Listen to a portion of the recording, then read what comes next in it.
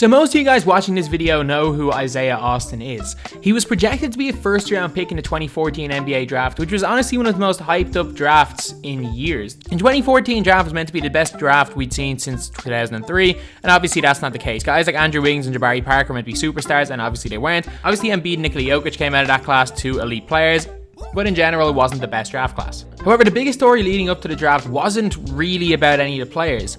It was actually about this guy I'm making the video about, Isiah Austin.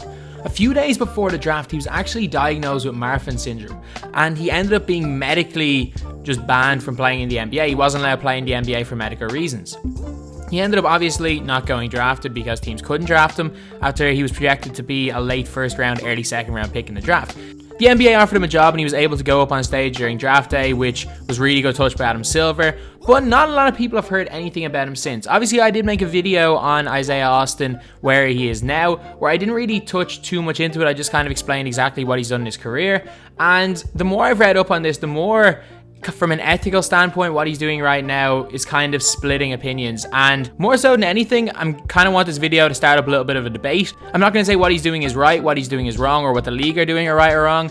I want you guys to say it in the comments, and I want to see what the general consensus is on something like this. So anyway, before we get onto this video, we are doing a daily December. We are currently 29 days in, so we've got 2 more days to go. And also, I said if all my videos can hit 500 likes, I will do 2 on the 31st. I will still try to do that. So if this video can hit 500 likes and tomorrow's one can, I will make 2 videos on the 31st, which is Monday. And also, we're trying to hit 90,000 subscribers by the end of the year. We're not that far off. We're up just over 2,000 off. While again, it's not that close, we may end up hitting it, and realistically we're going to be close anyway, which is unbelievable. So if you guys like basketball content, subscribe. But anyway, now let's get on to the video. So Isiah Austin was one of the top high school recruits in his class. He ended up playing at Baylor University, where he was solid for 2 years. He forgoed his last 2 years of college eligibility to declare for the NBA draft, and obviously it looked like he was going to be drafted, and it looked like he was going to be a solid center in the NBA.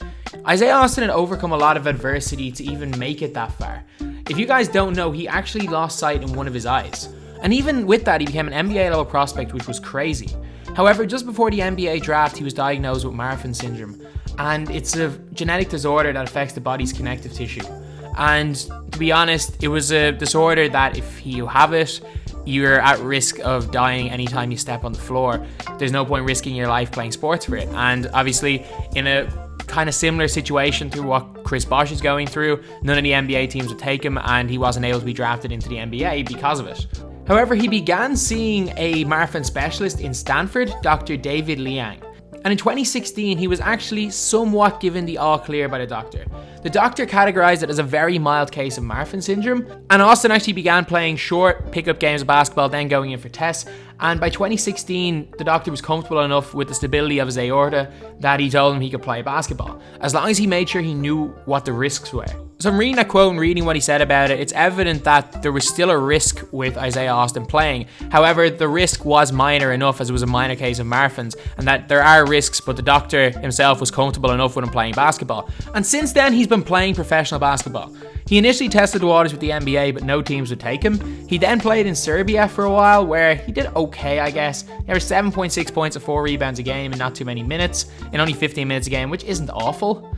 He then went and played in the Chinese second tier, where he averaged 35 points and 13 rebounds, which is really good. And this year, he's actually playing for the Nanjing Monkey King of this Chinese CBA, which is the top league in China, which again is a really high standard of basketball. So because of all of this video was initially planned as kind of a positive video, an uplifting video talking about he overcame all this type of adversity, and he ended up still playing professional basketball and was still looking to play in the NBA again. However, the more I read up on this video, and it was only really when I was, not even when I was researching this video, when I was recording the video, that I felt it kind of had to take a little bit of a different turn on it. And it's because I'm completely split on what he's done. Because on one hand, this is an extremely inspiring story. This is someone who was told that he'd never play a sport again, that's playing it professionally and is living his dream. He's overcome a serious amount to live his dream, which is extremely inspiring. But on the other hand, he's a guy who's risking his life every time he steps on the floor. And to be honest, I'm not sure if he should be allowed to do it. On one hand, obviously, it's his life, he can do whatever he wants. But on the other hand, whoever's letting him play is responsible for anything that happens to him because of it. Also, the fact is that the doctor's name is out there. So the doctor gave him the all clear. If something was to happen to him because of Marfan syndrome, that doctor's career would be pretty much over. So I'm fairly sure a doctor wouldn't give him the all clear if he wasn't confident enough in him being all right. But again, he still has Marfan syndrome, so there's always a risk involved, which it's just crazy. Like, this is something that's completely has me split. I want to see what your guys' opinion is in the comments, because this video just took a completely different turn even when I was making it, and I didn't feel like I'd be doing a topic of Isiah Austin justice without asking something like this. So anyway, that's the video. A little bit of a turn, a little bit of something different, but I felt it was necessary. So anyway, that's the video. Thank you guys for watching. Please like, comment, and subscribe.